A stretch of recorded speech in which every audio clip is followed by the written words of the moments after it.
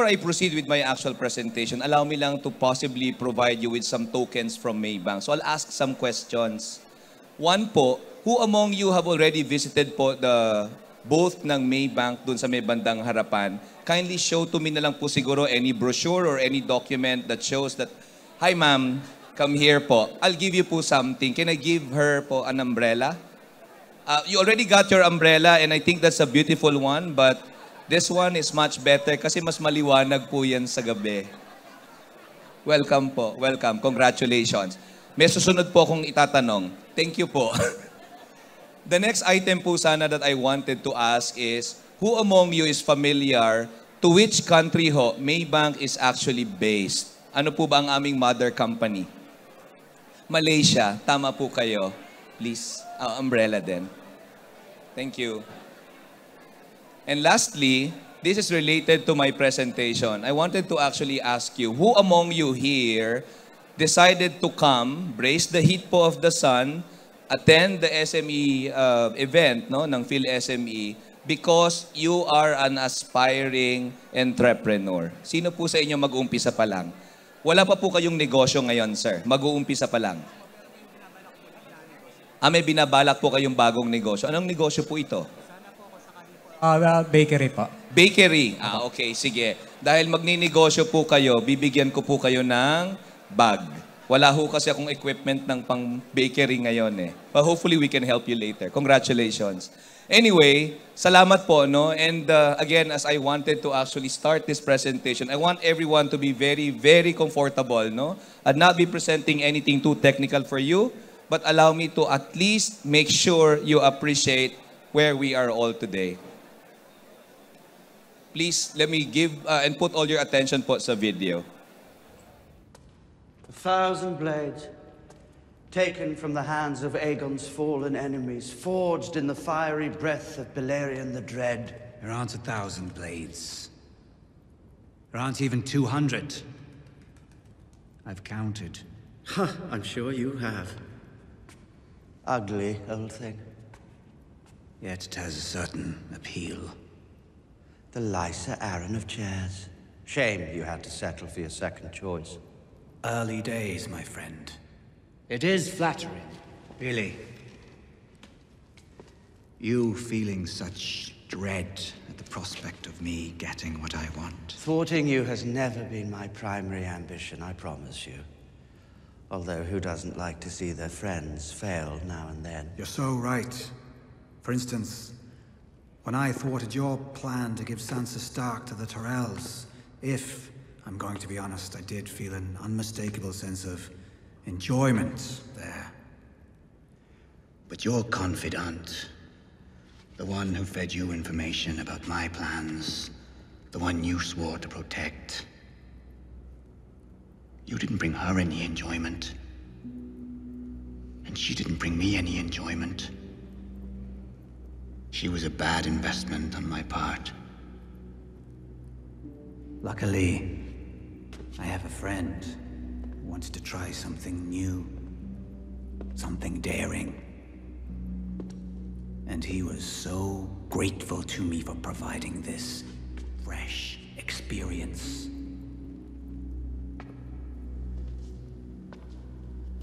I did what I did for the good of the realm. The realm? Do you know what the realm is? It's the 1,000 blades of Aegon's enemies. A story we agreed to tell each other over and over till we forget that it's a lie. But what do we have left once we abandon the lie? Chaos. A gaping pit waiting to swallow us all. Chaos isn't a pit. Chaos is a ladder. I'm sure all of us have listened to the presentation of Miss Sestrelon kanina. And what a fortunate opportunity for me to come after her because she kept on stressing one important item. You know, there should be no fear among us if we know that there is something that protects us. So we can always explore whatever we wanted to do. I chose this video from a very popular series na natapos po some years back. And I'm pretty sure most of us have loved this movie or have loved this series because it did not only entertain us, it also showed us that in a lot of things that we do, we actually have to be very particular about strategies, no? Pero ang talagang main point po ng video is to stress also what Miss Sestrilon mentioned kanina. Chaos po is actually a ladder. So sabi din po niya kanina, hindi po tayo dapat matakot. I was trying to check the audience kanina and I was trying to think, are my attendees po ba going to be those people who are already very experienced in business? Obviously po, mixed tayo. Some of you are already very, very experienced, but it seems to me most of you are new. Alam niyo po ba na kahit matagal na kayo sa negosyo, you will continue to think twice before you do something more about your business. Much more, if you're still trying to start a business, the best and the biggest challenge that you'll always encounter is not actually all the external things that you're looking for, but yourselves. Because ang una pong magiging kalaban is yung tanong, kaya ko ba to? Kaya ko bang gawan ng paraan yan? May pera ba ako? How should I be able to start this business? Alam po ninyo, Maybank has always been considered to be the bank for the big corporations. And I probably would agree with you. Why? Because Maybank po globally is considered to be the 4th largest bank po, not only in Malaysia, but in the entire of Asia. In the Philippines, I agree that we may not have the same number of branches as the big local banks have. But let me actually assure all of you, Maybank is a foreign bank, but we're operating here as a local bank. Hence, we are here to be able to provide you that opportunity para ma-seize po ninyo or ma-take advantage nyo yung kaguluhan po sa labas. Everything seems to be so conscious. How can I start this business when everyone else is already doing that better than me? How can I actually start a new business? I try to start checking, ano bang pwede kong puntahan dito? Ano bang franchise ang pwede kong kunin? But the biggest question will always be, even if you get attracted, pag uwi ng bahay, then all this excitement dies down, ang una pong kaharap ninyo, baka hindi ko kayanin. So allow me ho to walk you through with some of the things that you can do to potentially take advantage. You can see here, all the things that happened after the pandemic seem to have totally changed the way everyone see the opportunity. For some of us, we know that what we were doing before, let's say, we used to operate a hotel chain, or we used to operate po a franchise that used to have a place in MRT, in LRT, but because of the pandemic, all of a sudden, that booming business of yours started getting the problem of not having the customers because there's no one else. Now, all these franchisees are now trying to tell us, go ahead, get another one, get a new one, because all of a sudden, all of us are free from that fear. But just recently, alam din po natin na naka-stage 1 po ba tayo o naka-status alert na naman tayo ng 1. Pero ano po yung nakikita nyo sa inyong mga social media? Most of you would say, nako, tinatakot na naman tayo ng government. Hindi na yan totoo.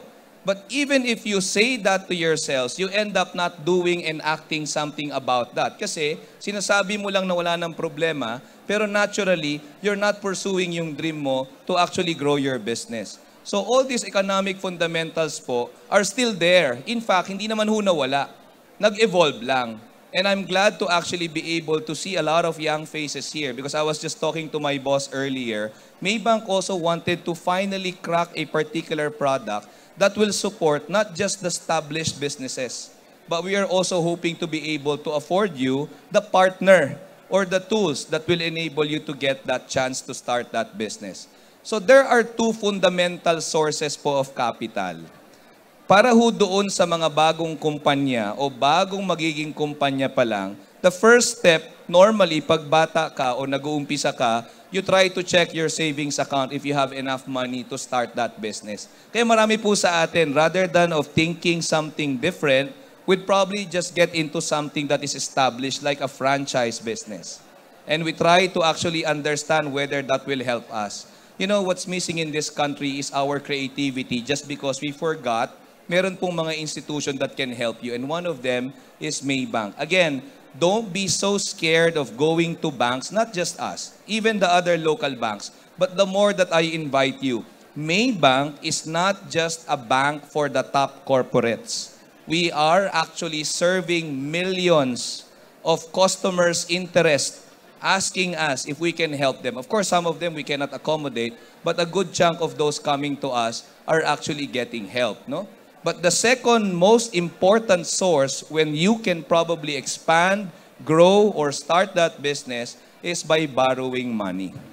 And I will tell you, there are simply countless sources of funds that you can borrow from. Kamag-anak, kaibigan, kakilala, mga financial institution, and Maybank is one of them. But why should I invite you to try and check with banks, most especially with Maybank?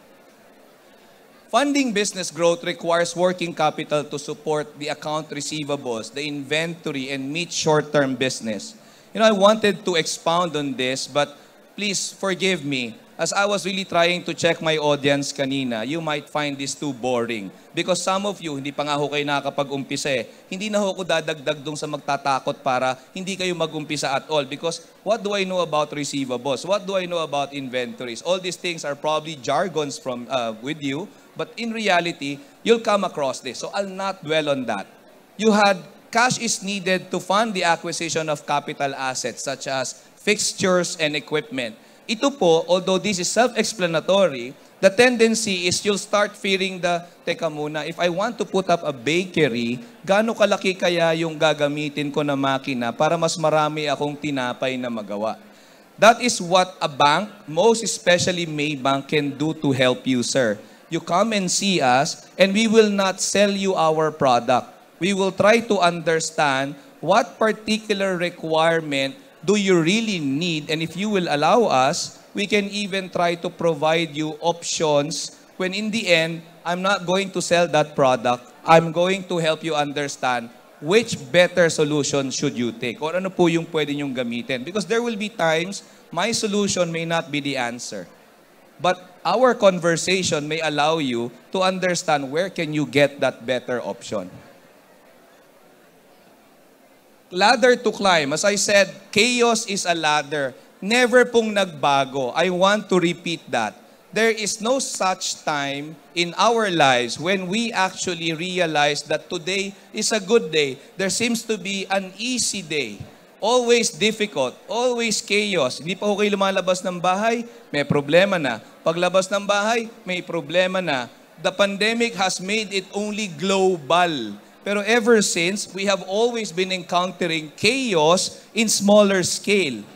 But the worst thing that we will do is to stop and do nothing. Hence, kaya nga po kayo nandito today. You wanted to understand and you wanted to know where you can start putting up, expanding, or even growing your business. So allow me to just stress the following items. Ladder to climb. There has to be that intention to do it, but you need to be assured, like what Mrs. Drilon mentioned earlier, you need to identify who should be your best partner. Who should be your best tool? What can be your enabler?